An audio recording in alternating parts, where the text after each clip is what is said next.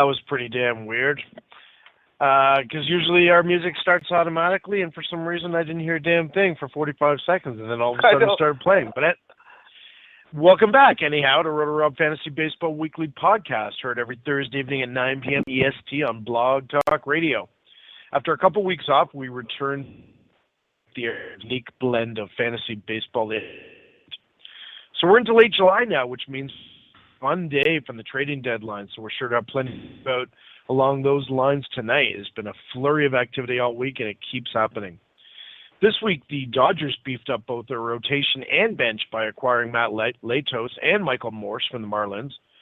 Drew Storen opted to remain silent despite winding up losing his job as the Nats landed Jonathan Papelbon. And the Cubs say Starlin Castro is not being shopped around. We shall see. We're going to cover some of these stories and many more over the next 15 minutes or so pull up a beanbag chair and get comfy. I'm RotoRob, and my guest this week is Hafeez Noorani of DraftTeam.com. He's a Canadian sports fan who detests the Blue Jays, the Raptors, and the Leafs.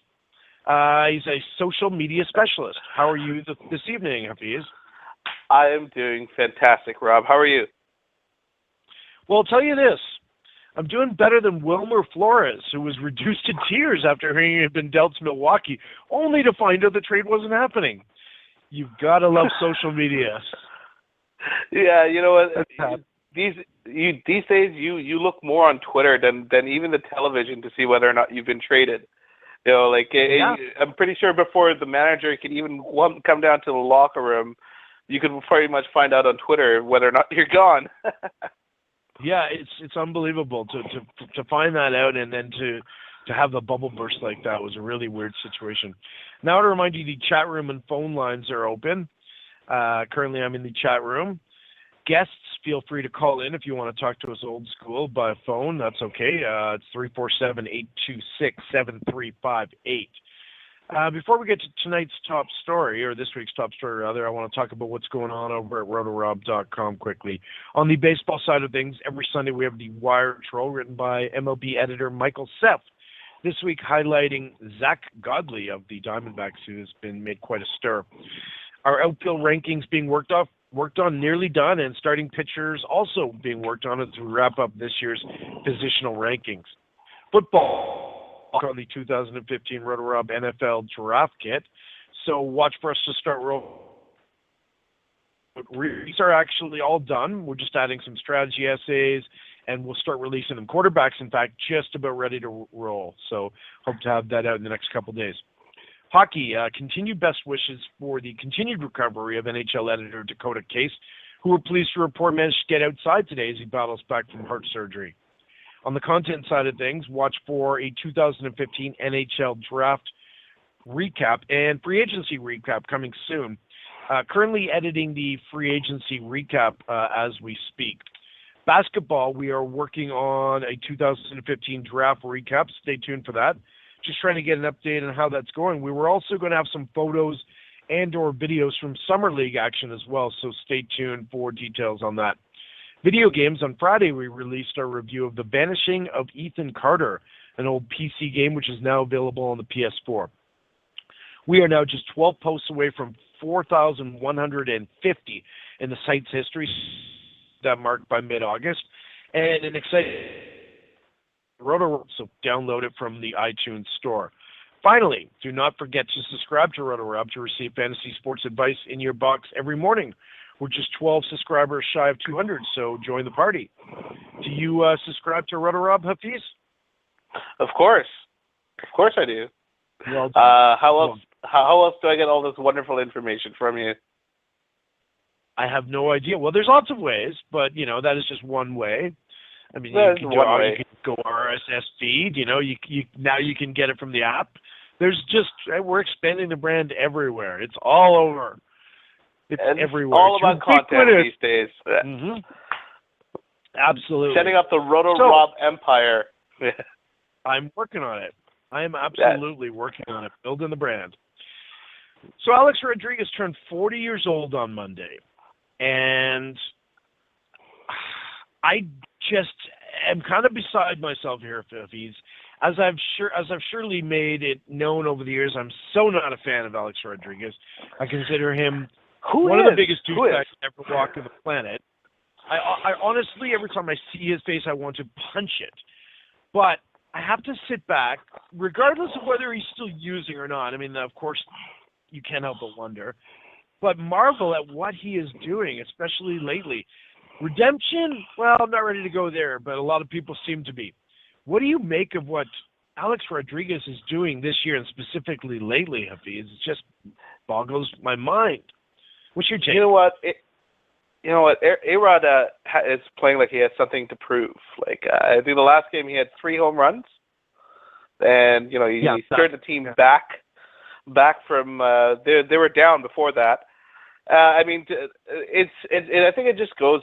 He's got big shoes to fill now that Jeter's gone. I mean, he's like it or not, he's the face of the Yankees organization. I'd say most recognizable player, but whether or not he's using is a good question. Really, who isn't? When it comes to baseball, you never know. But I think it is a redemption year. I think it'll take a few more years, it's hard to imagine how he'll retire. I doubt he'll retire with the same name value as a Jeter ever. I don't think he'll ever get to that value, but I think it'll always be one of those things, on his Wikipedia profile. He's great, but, there's that year where he decided to do a shit ton of drugs. So. Yeah.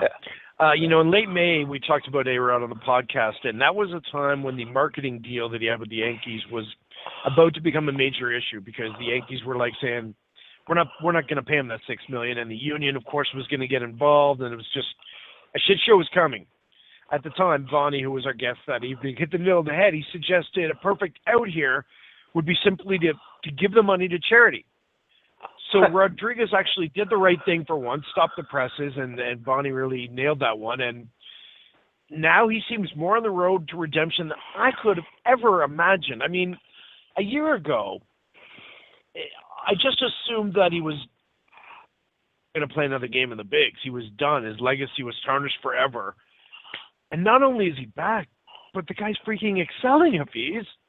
I know, it's ridiculous. I mean, he's made some good PR choices. Either he's got the same PR person as Justin Bieber, because now everyone likes that guy too, or he's actually growing up and is that year off probably gave him some real thinking to do. I mean, for someone that's a star athlete and you put your whole life behind a sport, to miss out on a crucial year like that. And, to play for the team in baseball, whether you like it or not, is always going to be the Yankees. And with Jeter leaving, he really left that team with a big hole towards the end of last season. And I think he's had to step up this year, and he's come up to that plate, and he's done a good job. It'll be interesting to see how people judge him in the next 3 to 4 years. Yeah, I can't see my opinion changing at all, but I mean, I'm still blown away by what he's doing. And I found he celebrated his birthday while playing in Texas, where he put up some amazing seasons before the Rangers absolutely dealing him in that massive contract to the Yankees back in 2004. So along the way, when A-Rod homered as a 40-year-old something, he became only the 4th player in Major League history who had hit a home run as a teenager and also won in his 40s. Do you know who the other 3 are, Hafeez? There's a trivia question for you. That's a great question. I'm gonna go to probably someone really, really old school back. Probably way before I've been paying attention to baseball. I don't know, Mickey Mantle? No. That was a good guess, but you got to go even older school than that. It's a real weird. Ty Cobb? Did Ty Cobb is one of them? Yes, Ty Cobb is one of them. Ty Cobb. Yeah. And what about the Big Bambino? Is he on there? No, he's not. He was a pitcher. He wouldn't be.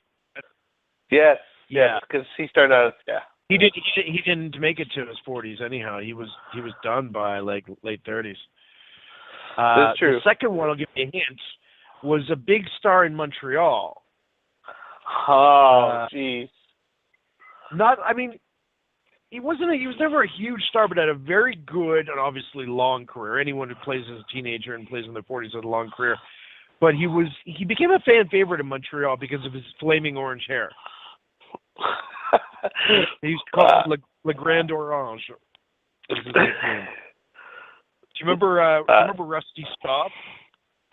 That was before my time of following baseball. Yes, it's back in the 70s. And the other one is more recent. Someone who played for the Yankees for a while, among several other teams, and had, I think, a Hall of Fame worthy career, yet was completely blown off the Hall of Fame ballot very quickly, shockingly quickly, which surprised me when I look at his career numbers. Is Gary Sheffield was the other one to do that.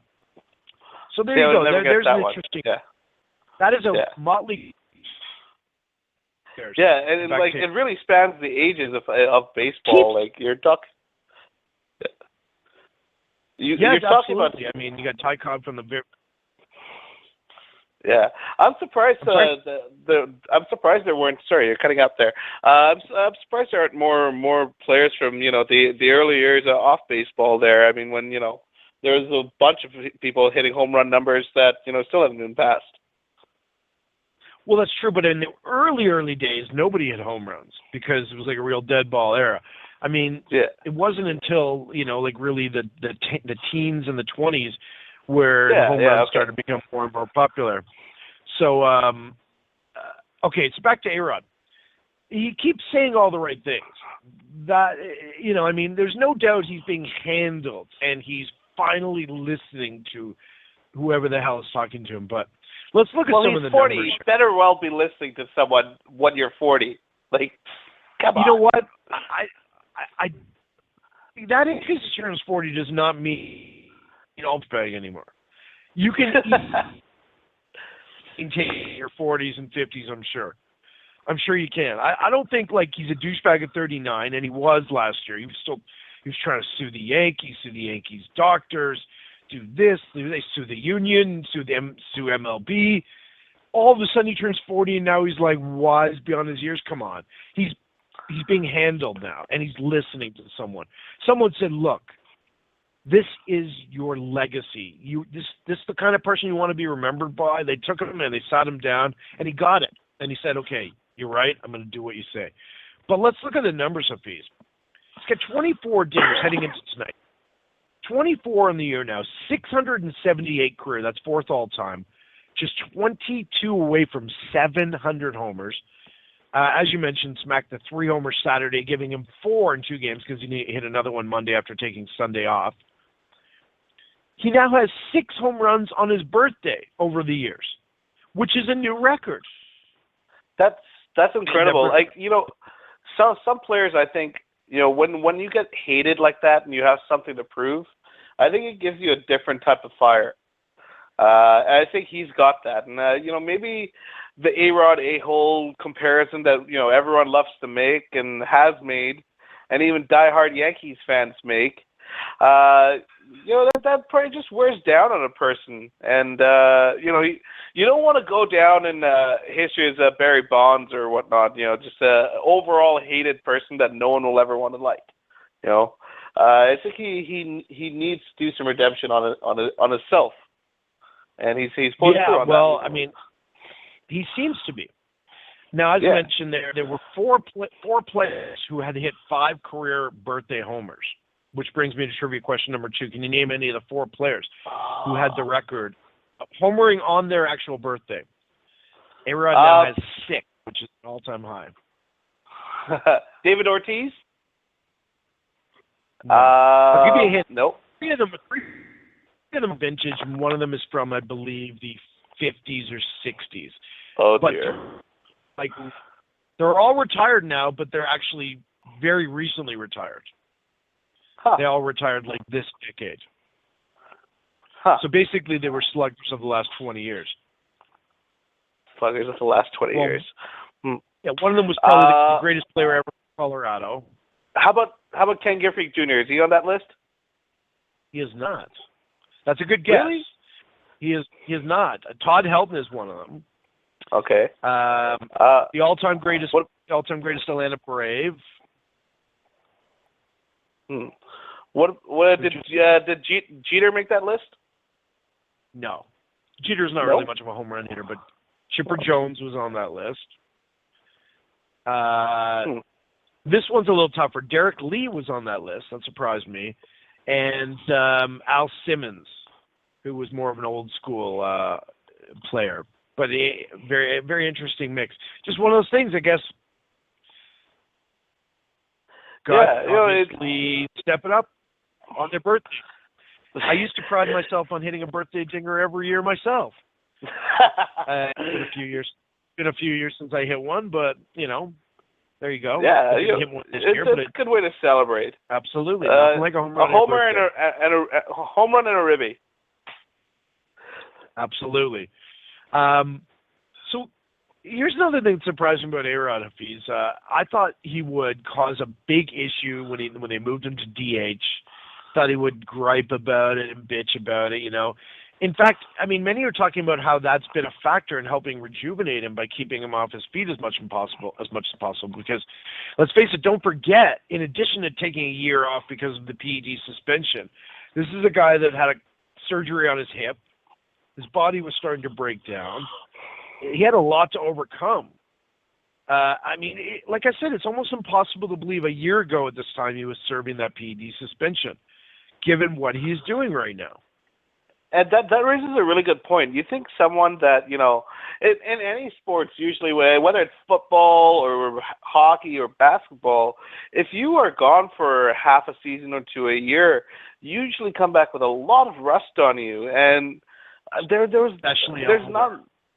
Yeah, especially once you're older. Especially as you get older. It's a huge difference missing 24 to 25, 39 to 40. Huge difference. Yeah. Oh, yeah, absolutely. And, maybe those that year of performance-enhancing drugs before, it's still wearing on him and in that system over there. Maybe he did some HGH or something. But he's playing like a younger A-Rod, so... Well, he's certainly got the money to find the best of the best that's out there in terms of PEDs, and that's that's just unmaskable, like just can't be traced. It's certainly conceivable. So let's look at some more of the numbers that we're looking at. This is his 16th 20 homers. Don't forget, earlier this year he made with what was his numbers the season before the suspension? They were not good at all. He was going downhill. His OPS has been dropping. He had that career year in 2007, and the Yankees gave him a 10-year extension for like almost $300 million, $275 million, and his OPS has dropped consistently since then. And there was the 1 year where his hip injury was. This is the first year he's recovered big time. He is almost all the way back to 2000. Well, he's certainly 2000 levels. This was his first 3-homer game since 2010, for instance. It was his 5th career 3-homer game. And we're not talking wall scrapers either. He's hitting monster shots. I don't know if you've seen some of these homers. The first homer he hit on Saturday was 452 feet. We're not talking guys some balls that are just scraping the fence. He is launching these puppies. Could he have spent that whole year just doing PEDs? It's a good question to ask. Do you think they test him or out throughout the entire time he's off? All the time. If you've been caught, you are prone to being tested whenever and all the time, not on a schedule, just like randomly and consistently. Even during your suspension? Baseball, well, I don't think so because but it's obviously if you're the sitting day at he home, came back in training. Yeah, like the day that stays system, right? The day he came back in spring training this year, he would have had to pee in a cup right away. Well, yeah, but if you find something that's is not easily detectable, and you go at it for 6 months and then you go off it for 6 months. Who's to know? Maybe he slipped under the rod. Well, the fact that we're discussing this is part of the problem because no matter how much he does redeem himself, there'll always be that suspicion in our minds. And he put it there himself. You know?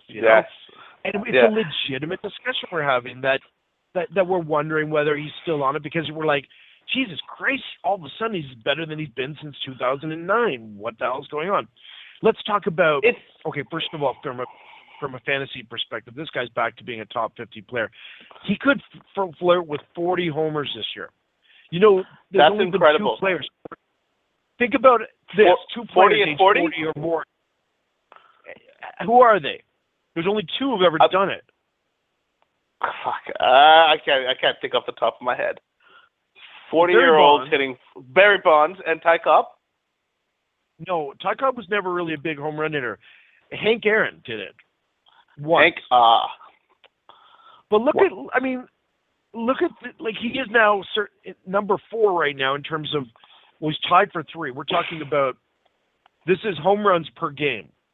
All right? At Hank Aaron, 1973, at the age of 39, in 120 games, hit 40 homers. That's .33 per game, okay? Bonds in 2004 as a 39-year-old, 45 homers and 143.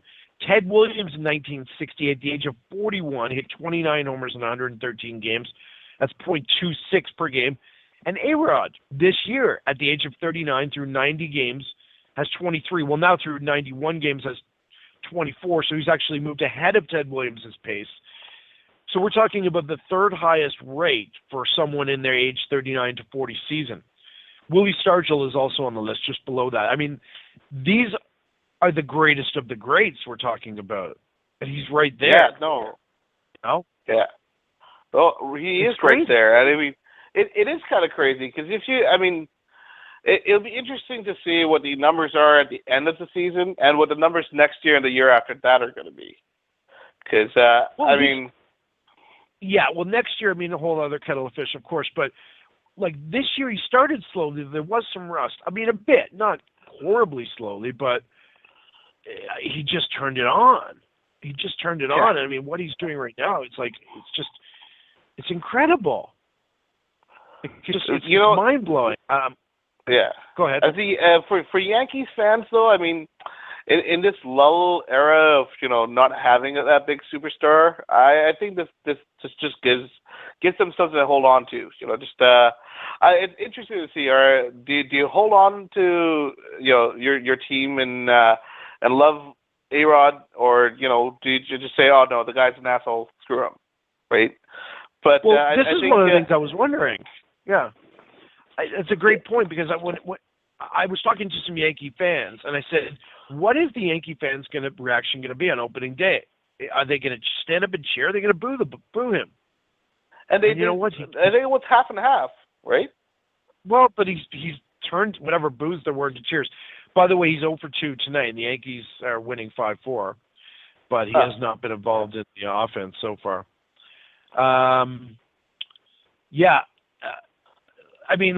He had a huge May, cooled a bit in June, but July has been unbelievable. 9 homers, 15 RBIs, 15 runs. This is 1,000. I'm going to go back in time. If you recall, when he was traded to the Yankees, there was talk that a deal to Boston had been finalized. It was supposed to be it was Manny Ramirez for Alex Rodriguez straight up, and apparently it was a done deal. And then it suddenly fell through. And Wilmer Flores cried over that. But how might history have been changed if Alex Rodriguez had been traded to Boston instead of the Yankees? I wonder that. Because all his playoff failures, and of course the Red Sox did wind up winning the World Series in 2004, that very season, and wound up winning 3 in a decade. But I wonder if they would have won. Lord. Yeah. It's a good question. I don't know. I don't think so. I think that could have been changed, right? Absolutely. History all comes down to major changes, and oddly enough, it's usually always a trade that could have gone to the Yankees or to the Red Sox. And the history of both those two teams has always been over key players that one team picked and the other didn't. Yeah. I wonder if he could have added to that team. Could we have seen maybe a one? Yeah. I don't know. I mean, I'm trying to imagine, like, it was two reviled characters at the time. I mean, Alex Rodriguez was already reviled, and of course Manny Ramirez was reviled, and it was just like a horribly huge contract for another horribly huge contract. But let's face it. Okay, let's assume A-Rod's clean. Let's give him the benefit of the doubt and assume he's clean now, or he's just gotten super amazingly talented team of scientists working for him. But let's assume he's clean. He is cementing his place as one of the greatest power hitters ever by what he's doing this year. And you've got to look at him. The funny thing is, I was talking about Mark Teixeira as comeback player of the year. But if you look at what A-Rod's done, I mean, he's even improved his contact rate this year. The Yankees could have the top two contenders for American League Comeback Player of the Year. And let's take that a step further. I was so sure the Yankees were going to cut ties with him, but how happy must they be that they didn't? Because is there any way they are in first place right now without A-Rod and Teixeira's comeback season at this point? No, nothing. Who would they have right now without A-Rod? Who would they have traded? Like, honestly, if they got rid of him, they would have traded for something that would have been someone that would have been subpar. And Carlos Beltran would probably be playing every day at DH, and Chris Young would be playing every day at right field. And would be Beltran probably would have completely broken down physically by now. They would just, their offense would not be nearly as potent as it is. It's no, and really who would your star player be? Would be Teixeira or Brian McCann. Are you selling? I mean, at least from going from Jeter to A-Rod as your star, there's that name value. I mean, you go outside of like those are names that people will recognize. Those are things that you can put big banners on. And I'm sorry, the Yankees don't really have that other than A-Rod. Well, they don't, but I mean, it just depends on what you want to market the team around. Like, for instance, this winter, knowing A-Rod was coming back, but with the uncertainty of whether the Yankees were going to buy him out or what was going to happen, or if he was going to completely suck, if he was going to be able to catch up to Major League fastballs at the age of 40 after a year off, et cetera, all the what ifs. If I'm the Yankee marketing department, I'm hardly building my marketing off-season winter around, come see Alex Rodriguez come back. There's no way I'm pinning my hopes on all that what if. Like, there's no freaking way in hell. I'm selling that as our big celebration story, And they didn't. But can you imagine how lame a year it would have been though for this year if A-Rod came back? There's nothing really to show. I mean, it would just be like another meh year for the Yankees. But it's changed, and I would have.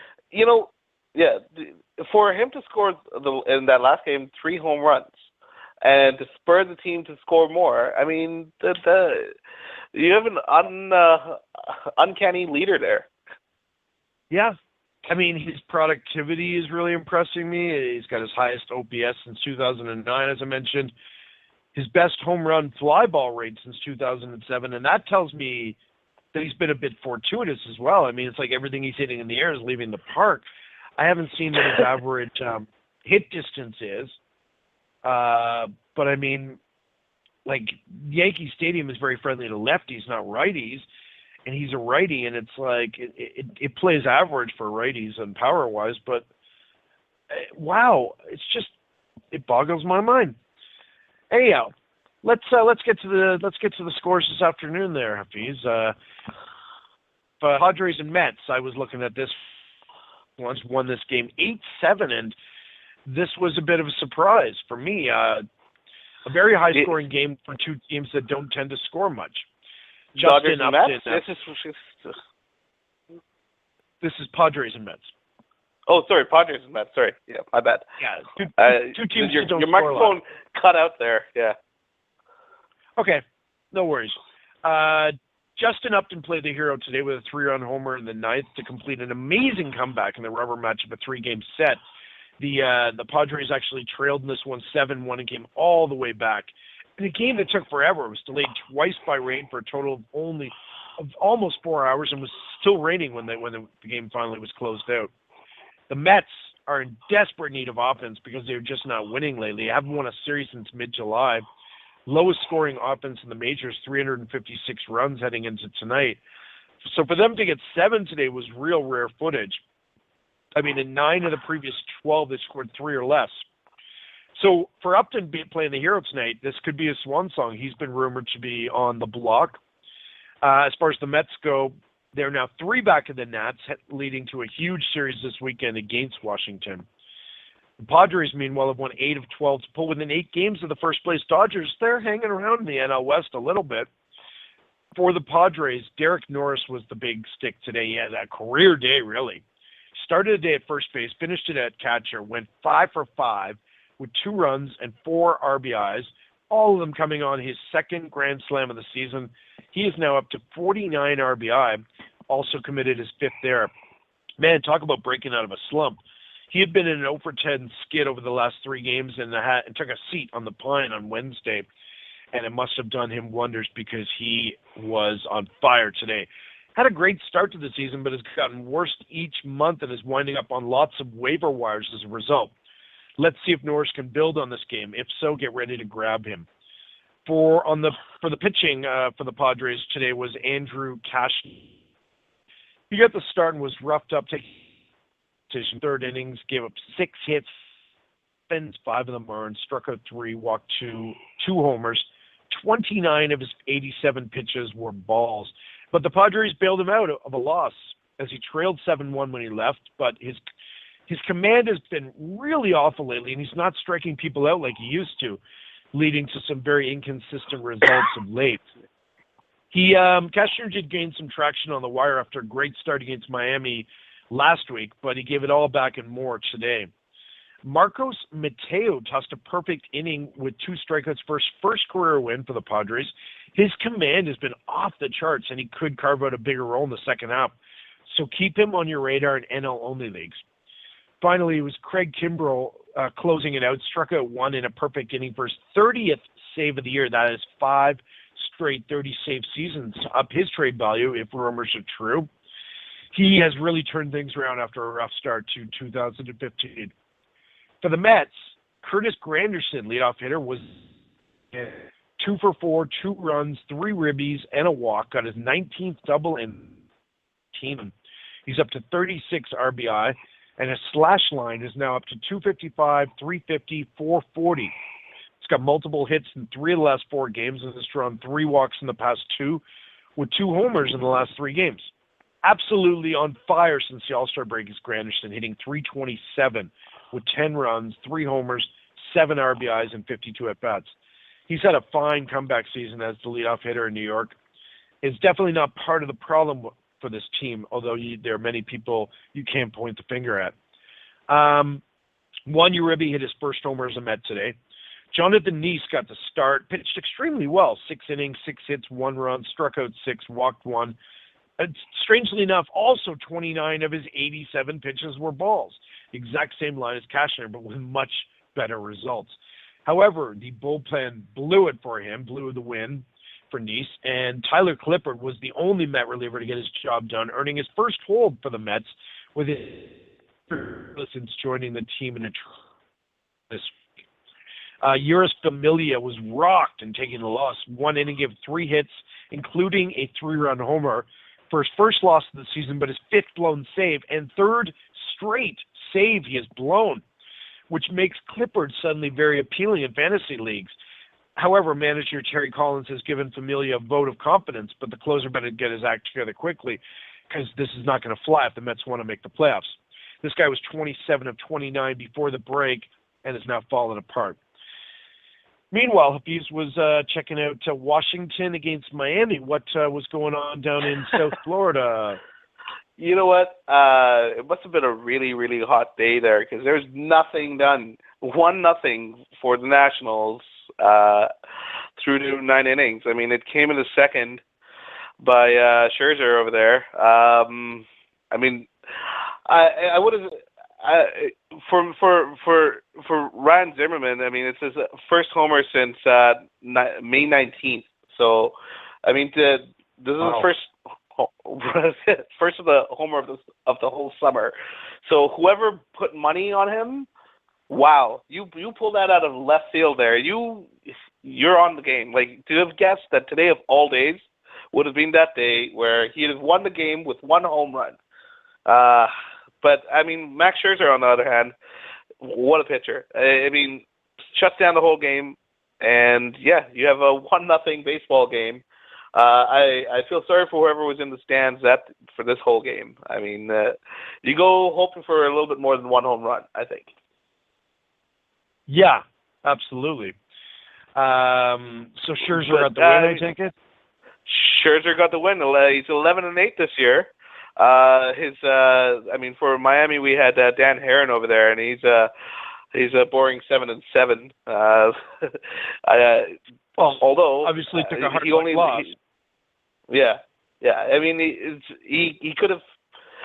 Imagine just that one run would have was all that cost him this game. So it would have been interesting to see if it was 0-0 the whole way through, and went into extra innings, how that would have turned out. But yeah, I mean, you got to give credit to them for both pitchers for not throwing many hits there. But yeah, in terms of for a baseball fan, I'm sorry, not that great a game. In terms of a gambling man, you would have had to call both those, like the pitcher and Zimmerman over there. Those were definitely Vegas bets.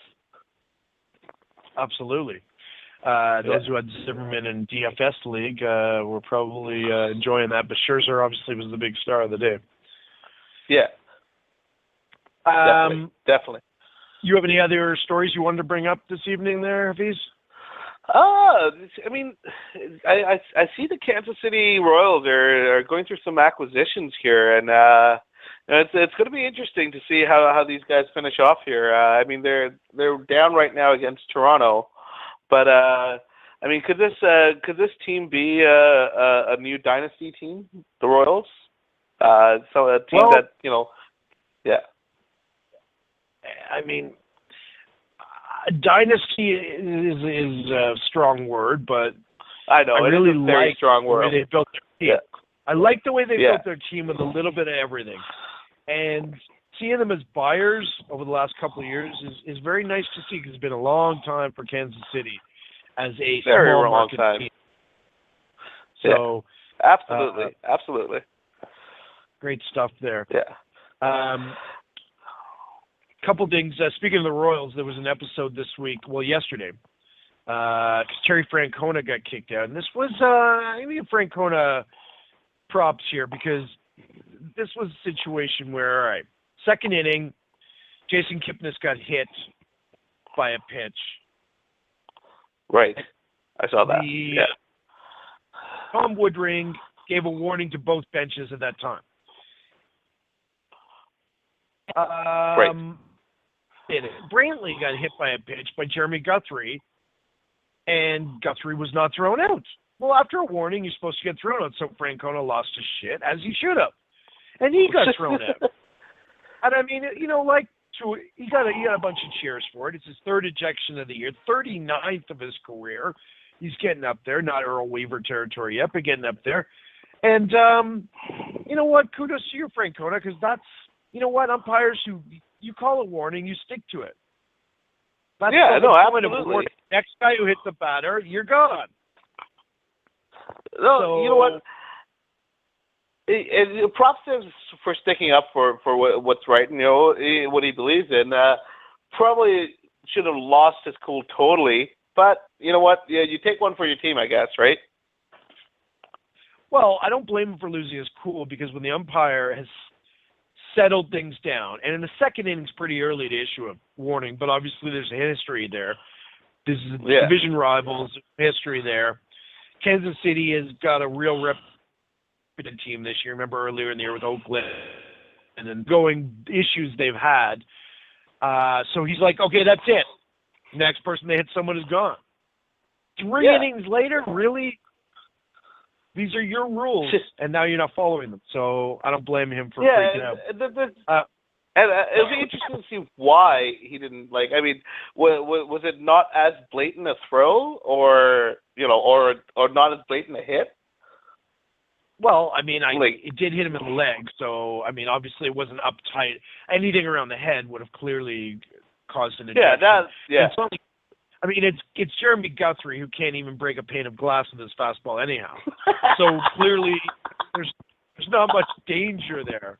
But still, the idea is the umpire obviously decided this wasn't an intentional hit by pitch, but still, once you've established that, if you've tried to grab hold of this game that early and force, then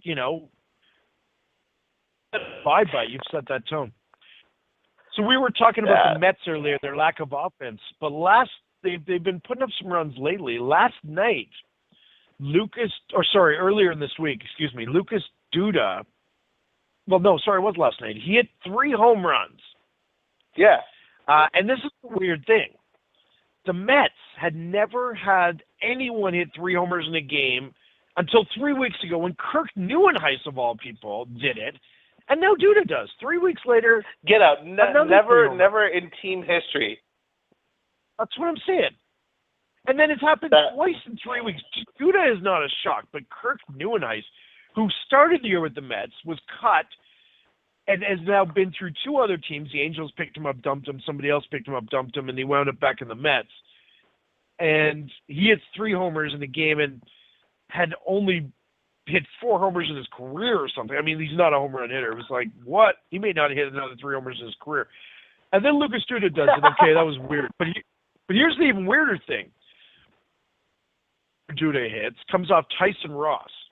And he hadn't given up a homer in 16 starts, which is a new Padre record. I mean, 16 starts without a home run. Yeah. And he gives up 1. And then later on, he hits 2 more off relief pitchers. It's like, wow.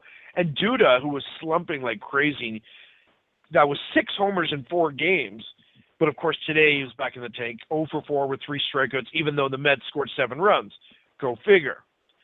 Baseball is a weird game, my friends. It's a weird game. Baseball is a weird game. And you know what? Maybe it's the Mets bullpen there being like, this is our year. The Yankees aren't that great. We're New York's other team. But over here in Vancouver, I never see very many Mets hats. I'm seeing Mets hats. And I have to stop and ask. Wow. It's like, you're a Mets fan? This far west. And I mean, obviously, you always see Yankees fans, and people that wear Yankees hats half the time don't even watch baseball.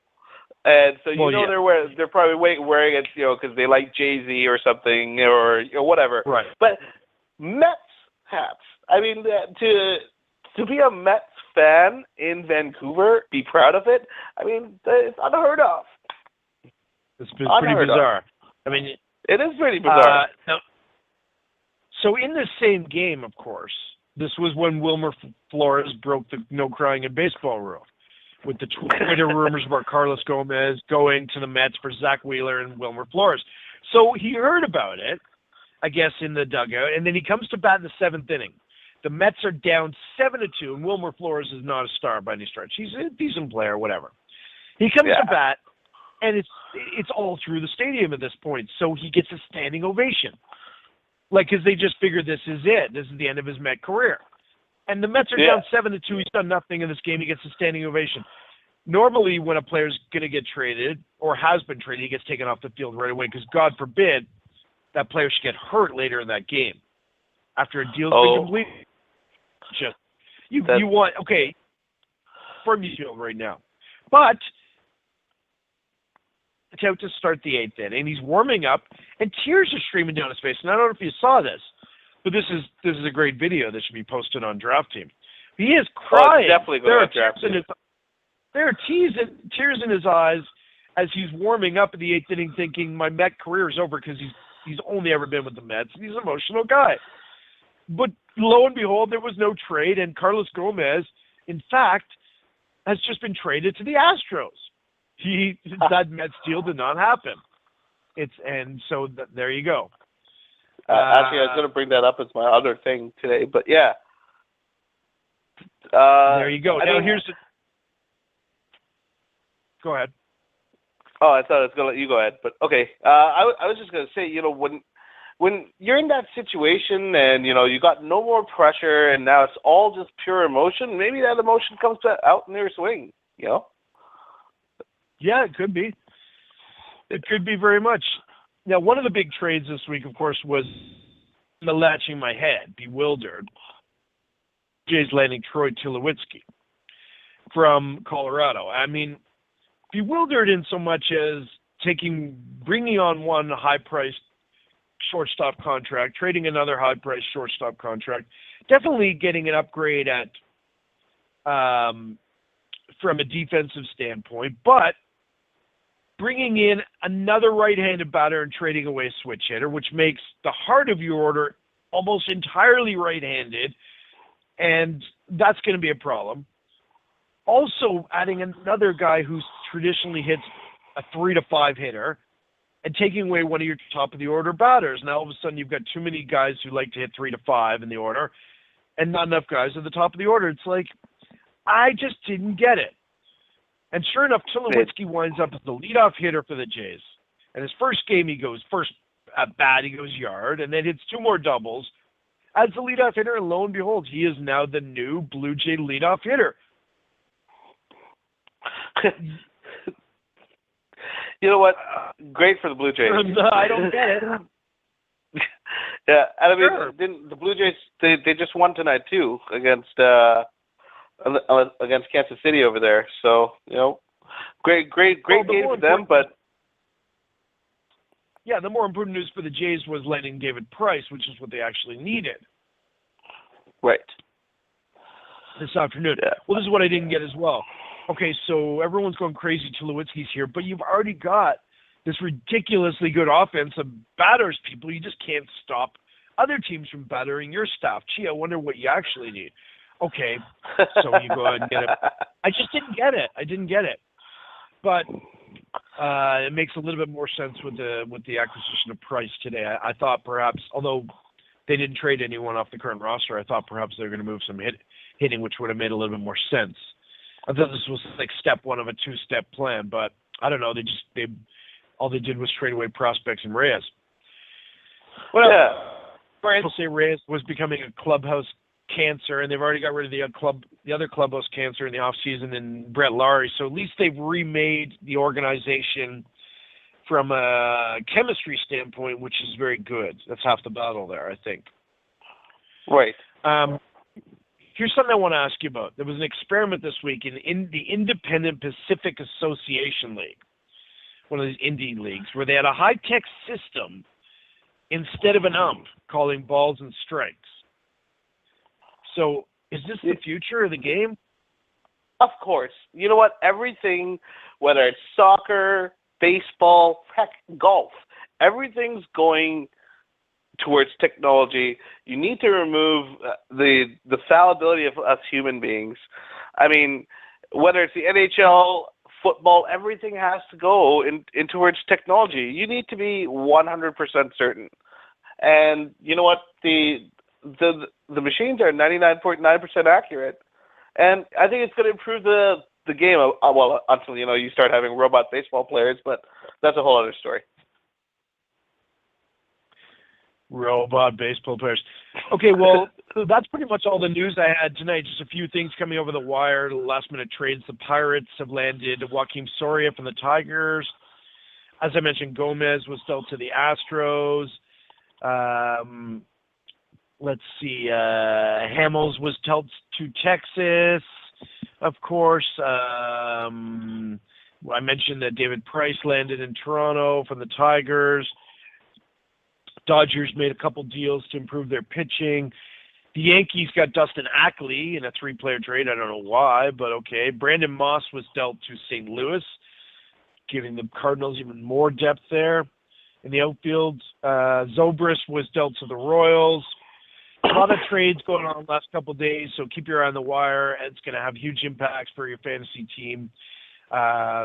This is the time of year you got to pay a shitload of attention. Now, Hafeez, it is time for you to pimp what's put on a little background music and go ahead and talk over that. Oh, yeah. Well, you know what, ladies and gentlemen? I want you to come follow Draft Team Sports on Twitter. Follow us on Facebook. Come join in the conversation. Heck, whether you're a sports heckler or you're a know-it-all, we want to hear from you. So come and follow us, Draft Team Sports, and join in the chat, man. Oh, how's that? I like the music there. I wish awesome. All radio stations adopted the pimp of the day advertising technique. It would just it'd make talk radio and music radio that much fun. Yeah, that's my favorite part of the show. Absolutely. It also means we are at the end of the show. I want to thank you very much for joining us, Hafeez. Appreciate it. It was great. I want to thank you guys and your listeners. Thanks for having me. This is a first-time experience for me, and it was great. I'd love to be here anytime. Thank you, RotoRob. Definitely future. In the meantime, a ciao to everyone, and we will see you in August. Enjoy the rest of the trading deadline and pay close attention, and we'll see you all real soon. I'm going to leave you with some Sean Mulrain here, and we'll be back next week.